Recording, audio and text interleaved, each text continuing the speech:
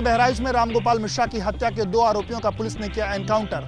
नेपाल भागने की फिराक में थे आरोपी। अस्पताल में लेटे 2 आरोपी रिंकू उर्फ सरफराज और मोहम्मद तालिब के पैर में गोली लगने की ये तस्वीरें पूरे दिन चर्चा का विषय बनी रहीं। पुलिस के मुताबिक नानपारा इलाके में हथियारों को लेकर सूचना मिली थी। जब टीम वहां पहुंची तो इन्होंने पहले से हथियार लोड करके रखा था और फायरिंग भी शुरू कर दी। पुलिस के मुताबिक आत्मरक्षा में गोली चलानी पड़ी। कभी गलती नहीं करेंगे। क्यों गोली चला दी है पुलिस के ऊपर? सर हम लोग भागना चाह रहे थे कि 5 लोगों की गिरफ्तारी हुई है। 5 लोगों की, उनमें से 2 को पुलिस की गोली से इंजरी हुई है। एक का नाम है मोहम्मद सरफराज, एक का नाम है मोहम्मद तालिब। आरोपी के परिवार का कहना है कि पुलिस पिता और भाई को पहले ही उठाकर ले गई थी। 14 तारीख को एसटीएफ की टीम मेरे घर पहुंची और वहां मेरे घर की तलाशी ली तो वो लोग मेरे पति ओसामा और मेरे देवर शाहिद को लेके चले गए। 13 अक्टूबर को बहराइच में मूर्ति विसर्जन के दौरान बवाल हुआ था। इसी दौरान एक युवक रामगोपाल मिश्रा की मौत हो गई थी। बहराइच हत्याकांड में 2 आरोपियों के एनकाउंटर को लेकर विपक्ष ने पुलिस की कार्रवाई पर सवाल खड़े किए हैं। इसे विपक्ष के नेताओं ने फर्जी एनकाउंटर बताया है। जैसे ही आरोपियों के पैर में गोली लगने की तस्वीरें सामने आई, सियासी नेताओं के बयान आने शुरू हो गए। अखिलेश यादव ने कहा एनकाउंटर के नाम पर नाकामी छिपाने की कोशिश है, तो कांग्रेस ने इसे फर्जी एनकाउंटर बता दिया। ये बहराइच का प्रशासन का फेलियर और शासन का फेलियर है। प्रशासन और शासन मिलकर के अन्याय कर रहा है, अन्याय। ये सरकार अपने कमियों को, अपनी गलतियों को छिपाने के लिए लोगों की हत्याएं करा रही है, फर्जी एनकाउंटर करा रही है और फर्जी मुकदमे लगा रही है। हालांकि यूपी पुलिस के डीजीपी का कहना है कि सब कुछ कानून के दायरे में हुआ। डीजीपी ने एनकाउंटर को लेकर सीएम योगी आदित्यनाथ को अपडेट दिया है। बहराइच हत्याकांड और पुलिस एनकाउंटर के बीच डीजीपी मुख्यालय में लखनऊ में एक बड़ी बैठक हुई और प्रदेश में कानून व्यवस्था को बिल्कुल सख्त रखने की बात कही गई है। सलमान खान को मारने के लिए लॉरेंस गैंग ने दी थी 25 लाख रुपए की सुपारी। पाकिस्तान से हथियार खरीदने की थी तैयारी। एक्टर सलमान खान की हत्या की कोशिश के मामले में नवी मुंबई पुलिस ने कोर्ट में 5 आरोपियों के खिलाफ चार्जशीट दाखिल की थी। चार्जशीट में पुलिस ने खुलासा किया है कि सलमान के मर्डर के लिए लॉरेंस गैंग ने 25 लाख की सुपारी निकाली थी। पुलिस ने चार्जशीट में बताया कि अगस्त 2023 से अप्रैल 2024 के बीच सलमान के मर्डर की साजिश रची गई थी। लॉरेंस गैंग के 60 से 70 लोग सलमान की हर मूवमेंट पर नजर रख रहे थे। सलमान के घर, उनके फार्म हाउस और गोरेगांव फिल्म सिटी तक हर मूवमेंट पर नजर रखी जा रही थी। पुलिस ने चार्जशीट में बताया है कि सलमान खान पर हमला करने के लिए लॉरेंस गैंग ने 18 साल से कम उम्र के लड़कों को हायर किया था। वारदात को अंजाम देने के बाद उन्हें श्रीलंका भेजने का भी प्लान था। निज्जर हत्याकांड पर कनाडा के पीएम ट्रूडो के बयान पर विदेश मंत्रालय ने किया पलटवार। कहा सिर्फ बातें की, नहीं दिया कोई सबूत। विदेश मंत्रालय के प्रवक्ता की तरफ से प्रेस कॉन्फ्रेंस में भारत और कनाडा के बीच कूटनीतिक टकराव पर कई बातें कही गई। जायसवाल ने कहा कि सितंबर 2023 के बाद से कनाडा की सरकार ने हमारे साथ कोई जानकारी साझा नहीं की। कनाडा के पीएम जस्टिन ट्रूडो ने गंभीर आरोप जरूर लगाए, लेकिन एक भी सबूत साझा नहीं किया और उनके कल के बयान से भी यही साबित होता है। विदेश मंत्रालय ने कहा कि कनाडा के तमाम आरोपों को सिरे से खारिज करते हैं। जो अलगाववादी ताकतों को जो बढ़ावा देते हैं उसके खिलाफ सख्त से सख्त कार्रवाई करनी चाहिए। वो कहते हैं कि ये फ्रीडम स्पीच का मामला है, हम इसमें कुछ नहीं कर सकते और उसके पीछे एक राजनीतिक मंशा भी है, जो आप जानते हैं। विदेश मंत्रालय की तरफ से ये भी साफ किया गया कि विदेश मंत्री के पाकिस्तान दौरे के दौरान क्रिकेट को लेकर कोई बात नहीं हुई।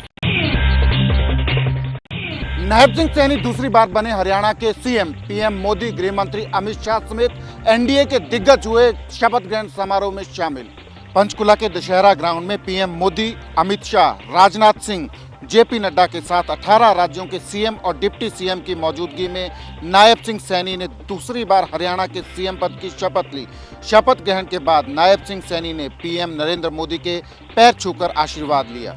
नायब सिंह सैनी के साथ ही अनिल विज, कृष्णलाल पंवार, राव नरबीर सिंह, महिपाल सिंह ढांडा, विपुल गोयल, डॉक्टर अरविंद शर्मा, श्याम सिंह राणा, रणबीर सिंह गंगवा, कृष्ण कुमार बेदी, श्रुति चौधरी, आरती सिंह, राजेश नागर और गौरव गौतम ने भी शपथ ली। शपथ लेने वाले 13 मंत्रियों में 5 ओबीसी, 2 जाट, 2 ब्राह्मण, 2 एससी, 1 राजपूत, 1 पंजाबी, 1 वैश्य हैं। सैनी सरकार में 11 कैबिनेट मंत्री बनाए गए हैं, जबकि राजेश नागर और गौरव गौतम को राज्य मंत्री स्वतंत्र प्रभार बनाया गया है। चंडीगढ़ में एनडीए के मुख्यमंत्री और उप मुख्यमंत्रियों के साथ पीएम मोदी ने की बैठक। देश के विकास के संयुक्त एजेंडे पर की चर्चा। नायब सिंह सैनी के शपथ ग्रहण समारोह के बाद चंडीगढ़ के ललित होटल में एनडीए के दिग्गजों, मुख्यमंत्रियों और डिप्टी सीएम की बैठक हुई। झारखंड और महाराष्ट्र विधानसभा चुनाव के ऐलान के बाद हुई इस बैठक की अध्यक्षता पीएम मोदी ने की। बैठक में देश के विकास के लिए संयुक्त एजेंडे पर चर्चा हुई। साथ ही संविधान का अमृत महोत्सव मनाने और लोकतंत्र की हत्या के प्रयास की 50वीं वर्षगांठ जैसे मुद्दों पर भी चर्चा हुई। केंद्र में तीसरी बार एनडीए की सरकार बनाने के बाद गठबंधन की ये पहली बैठक थी। बैठक के जरिए जहां एक तरफ देश के विकास को आगे बढ़ाने पर हुई चर्चा, वहीं दूसरी तरफ विपक्षी एकता को जवाब देने पर भी हुई बात। सिवान और छपरा में जहरीली शराब से मौत पर एक्शन में नीतीश सरकार। सीएम ने की समीक्षा बैठक।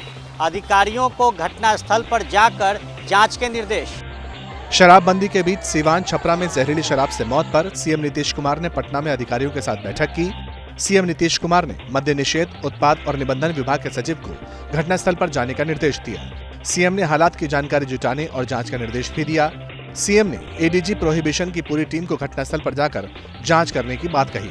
मुख्यमंत्री नीतीश कुमार ने अधिकारियों से कहा कि आरोपियों के खिलाफ सख्त एक्शन होना चाहिए। इस बीच छपरा के मशरक में जहरीली शराब पीने से बीमार हुए लोग लगातार अस्पताल पहुंच रहे हैं। गंभीर रूप से बीमार कई लोगों को पीएमसीएच रेफर किया गया है। सिवान एसपी ने लापरवाही बरतने के आरोप में भगवानपुर हाट के थाना अध्यक्ष और 2 चौकीदारों को सस्पेंड कर दिया। सिवान छपरा में जहरीली शराब से मौत पर कटघरे में नीतीश सरकार। विपक्षी पार्टियों ने शराबबंदी पर उठाए सवाल। प्रियंका गांधी वाड्रा ने सोशल मीडिया प्लेटफॉर्म एक्स पर पोस्ट किया। कहा कि बिहार में शराबबंदी लागू है, लेकिन जहरीली शराब का अवैध कारोबार धड़ल्ले से चल रहा है। तेजस्वी यादव ने भी पोस्ट कर नीतीश सरकार को घेरा और कहा कि 27 लोगों की हत्या कर दी गई। सत्ता संरक्षित ये अपराधी माफिया, ये सरकार गिरोह चला रही है। ये शराबबंदी के नाम पर ये लोग खेल खेल रहे हैं, गिरोह चला रहे हैं। विपक्ष के आरोपों पर जेडीयू नेताओं ने कहा कि आरोपी बख्शे नहीं जाएंगे। शराबबंदी का फैसला किसी एक पार्टी का नहीं था। घटना को लेकर प्रशासन बेहद गंभीर है। गिरफ्तारियां वहां लगातार जारी है। बिहार की शराबबंदी का जो निर्णय है, सभी राजनीतिक दल उस फैसले के साथ रहे हैं। जदयू नेता आरजेडी पर शराब कंपनियों से चंदा लेने का आरोप लगा रहे हैं, तो वहीं आरजेडी कह रही है कि बिहार में शराबबंदी पूरी तरह से फ्लॉप है। कल भागलपुर से शुरू होगी गिरिराज सिंह की हिंदू स्वाभिमान यात्रा। बीजेपी ने इस यात्रा से किनारा किया, जेडीयू ने साधा निशाना। समर्थकों की नारेबाजी के बीच केंद्रीय मंत्री गिरिराज सिंह बेगूसराय से भागलपुर रवाना हुए। कल भागलपुर से गिरिराज सिंह की हिंदू स्वाभिमान यात्रा शुरू होगी। ये यात्रा कटिहार, पूर्णिया, अररिया और किशनगंज जाएगी। सवालों के बीच गिरिराज सिंह ने इसे निजी यात्रा बताया। ये यात्रा गैर राजनीतिक यात्रा है, ना इसमें बीजेपी से कोई लेना देना, ना इससे जदयू से कोई लेना देना, ना इससे एनडीए से कोई लेना देना। आरजेडी इसे नफरत की सियासत बता रही है। उनकी पार्टी का गिरिराज जी की यात्रा से कोई लेना देना नहीं है। बिहार के लोकप्रिय मुख्यमंत्री नीतीश कुमार जी की सेक्युलर छवि को कोई खतरा नहीं है। नफरत की राजनीति करने वाले लोग जो है ज्यादा टिकते नहीं है। जनता इनको जवाब देगी। स्वामी दीपांकर के नेतृत्व में निकल रही इस यात्रा का समापन 22 अक्टूबर को किशनगंज में होगा। झारखंड में सीट बंटवारे पर इंडिया गठबंधन का फार्मूला लगभग तैयार। जल्द हो सकता है सीट शेयरिंग का ऐलान। सूत्रों के मुताबिक इंडिया गठबंधन में सीट शेयरिंग का फाइनल फार्मूला तय हो गया है। फार्मूले के मुताबिक जेएमएम को 43, कांग्रेस को 29, आरजेडी को 5 और सीपीआई-एमएल को 4 सीट मिल सकती है। सूत्रों के मुताबिक कांग्रेस 33 सीटों पर दावेदारी जता रही थी, लेकिन उसे 4 कम सीटों पर संतोष करना पड़ेगा। झारखंड में इंडिया गठबंधन की बैठक कल सीएम हेमंत सोरेन के घर पर हो सकती है। आरजेडी नेता तेजस्वी यादव भी कल रांची पहुंच रहे हैं। वहीं राहुल गांधी शनिवार को रांची में संविधान सम्मान सम्मेलन को संबोधित करेंगे। दिल्ली विधानसभा चुनाव पर आम आदमी पार्टी का फोकस। सूत्रों का दावा, महाराष्ट्र और झारखंड का चुनाव नहीं लड़ेगी आप। झारखंड और महाराष्ट्र में विधानसभा चुनाव के बाद सभी सियासी पार्टियों ने अपनी तैयारी शुरू कर दी है। सूत्रों के मुताबिक आम आदमी पार्टी झारखंड में चुनाव नहीं लड़ेगी। पार्टी की महाराष्ट्र यूनिट कुछ सीटों पर चुनाव लड़ना चाहती है, लेकिन पार्टी आलाकमान महाराष्ट्र में भी चुनाव नहीं लड़ना चाहता। सूत्रों के मुताबिक आम आदमी पार्टी दिल्ली चुनाव पर अपना पूरा फोकस रखना चाहती है। दिल्ली से पहले आप किसी दूसरे चुनाव में अपने संसाधन नहीं झोंकना चाहती। आप आलाकमान चाहता है कि इन राज्यों में इंडिया गठबंधन के सहयोगी मजबूती से चुनाव लड़ें। जो खबर सामने आ रही है ये कहा जा रहा है कि महाराष्ट्र और झारखंड में आप चुनाव नहीं लड़ना चाहते क्योंकि आप पूरा फोकस दिल्ली पर रखना चाहते हैं, ऐसा कुछ? ये जो है पीएसी के लोग जो है बता पाएंगे, मेरी जानकारी में इस बारे में नहीं है। आम आदमी पार्टी की रणनीति है कि महाराष्ट्र और झारखंड चुनाव में विपक्षी वोटों का बंटवारा नहीं हो, बीजेपी हारे, जिसका फायदा आम आदमी पार्टी को दिल्ली चुनाव में होगा। महाराष्ट्र की सियासत में हो सकती है आईआरएस अधिकारी समीर वानखेड़े की एंट्री। शिंदे गुट वाली शिवसेना से लड़ सकते हैं विधानसभा चुनाव। सूत्रों के मुताबिक चर्चित आईआरएस अधिकारी समीर वानखेड़े शिंदे गुट वाली शिवसेना के टिकट पर धारावी सीट से विधानसभा चुनाव लड़ सकते हैं। समीर वानखेड़े की पत्नी क्रांति रेडकर ने एबीपी न्यूज से बातचीत में कहा कि इस मुद्दे पर शिंदे गुट के नेताओं से बातचीत चल रही है। 2008 बैच के आईआरएस अधिकारी समीर वानखेड़े ड्रग्स, दाऊद गिरोह के ड्रग्स नेक्सस पर एक्शन, जाकिर नाइक के खिलाफ money laundering case, Mika Singh के खिलाफ कस्टम चोरी केस और शाहरुख खान के बेटे आर्यन खान को ड्रग्स केस में जेल डालने को लेकर चर्चित रहे हैं। 2019 के चुनाव में कांग्रेस की वर्षा गायकवाड़ धारावी सीट से जीती थी। लोकसभा चुनाव जीतने के बाद वर्षा गायकवाड़ अपनी बहन के लिए धारावी सीट से टिकट मांग रही हैं। 1985 के असम एकॉर्ड और नागरिकता कानून की धारा 6A को सुप्रीम कोर्ट के 5 जजों की बेंच ने 4-1 के बहुमत से सही करार दिया है। इसके चलते 25 मार्च 1971 से पहले असम में आए बांग्लादेशियों की भारतीय नागरिकता बनी रहेगी। सुप्रीम कोर्ट ने कहा कि असम एकॉर्ड एक राजनीतिक समाधान था जो बाद में कानून बना। चीफ जस्टिस डीवाई चंद्रचूड़ की अध्यक्षता वाली 5 जजों की कॉन्स्टिट्यूशन बेंच में chief justice D Y Chandrachud, justice Suryakant, justice MM Sundaresh और जस्टिस मनोज मिश्रा ने धारा 6A को सही बताया। वहीं जस्टिस JB पारडीवाला ने कहा कि असम के लिए अलग से कानून बनाना संविधान के अनुच्छेद 14 यानी समानता के अधिकार का उल्लंघन है। सिटीजनशिप एक्ट की धारा 6A को 1985 में असम समझौते के दौरान जोड़ा गया था। सुप्रीम कोर्ट ने कहा है कि असम की कम आबादी को देखते हुए कट ऑफ डेट बनाना सही था। जस्टिस सूर्यकांत ने कहा, भारत का सिद्धांत है जियो और जीने दो। दिल्ली में जहरीली हवा से बीमार होने वालों के उपचार के लिए सरकार ने नया इंतजाम किया है। अब दिल्ली के अस्पताल में खुलेगा प्रदूषण निदान क्लिनिक। दिल्ली के राम मनोहर लोहिया अस्पताल में हर सोमवार को अब प्रदूषण की समस्या से जुड़ी परेशानियों के लिए प्रदूषण निदान केंद्र खोला गया है।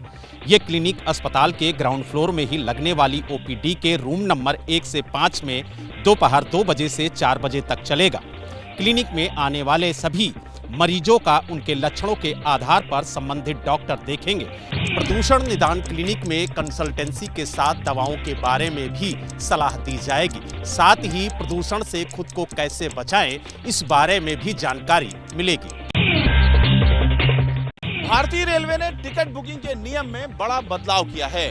रेलवे ने एडवांस टिकट बुकिंग की समय सीमा को कम कर दिया है। अभी तक होता यह था कि पैसेंजर्स 4 महीने पहले टिकट बुकिंग करवा लेते थे, यानी 120 दिन पहले रेलवे ने टिकट बुकिंग वाली सुविधा दी हुई थी। लेकिन नए नियम के मुताबिक अब इस लिमिट को कम करके 60 दिन कर दिया गया है, यानी 4 महीने पहले की जगह अब 2 महीने पहले ही टिकट बुकिंग करा सकेंगे। एडवांस टिकट बुकिंग का नया नियम 1 नवंबर से लागू होगा। 31 अक्टूबर 2024 तक की गई पहले की सभी बुकिंग बरकरार रहेंगी। हालांकि कई लोग इस फैसले से नाखुश दिख रहे हैं, क्योंकि 120 दिन के टिकट बुकिंग में समय रहते टिकट मिल जाती थी और वेटिंग के भी कंफर्म होने में काफी वक्त मिल जाता था। इस नए नियम से छठ पर घर जाने वाले पूर्वांचल और बिहार के पैसेंजर्स पर असर पड़ेगा। पहले 4 महीने पहले प्लानिंग करनी पड़ती थी, अब 2 महीने पहले प्लानिंग करनी पड़ेगी।